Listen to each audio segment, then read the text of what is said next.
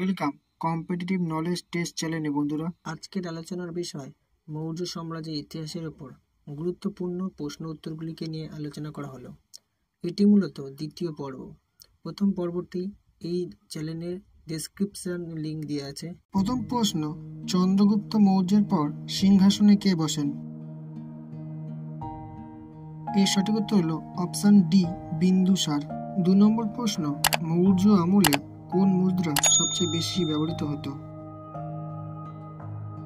এর সঠিক উত্তর অপশন এ, কারাসোপনা। 3 নম্বর প্রশ্ন, সম্রাট অশোক কার কাছ থেকে বৌদ্ধ ধর্ম গ্রহণ করে?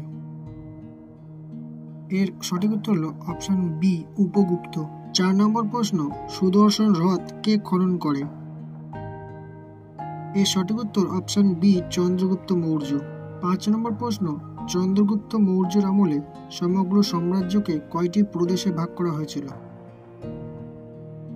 এর সঠিক উত্তর অপশন সি, 4টি প্রদেশ।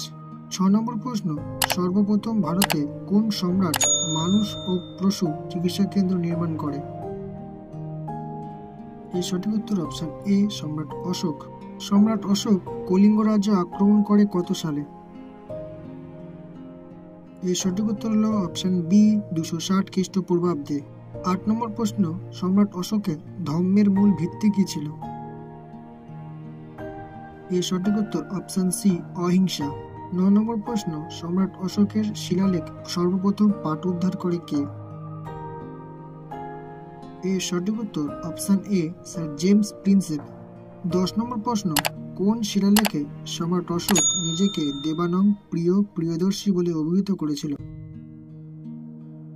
এর সঠিক উত্তর অপশন সি, মাসকিত লেখে। 11 নম্বর প্রশ্ন, মৌর্য বংশের সর্বশেষ শাসক কে ছিল?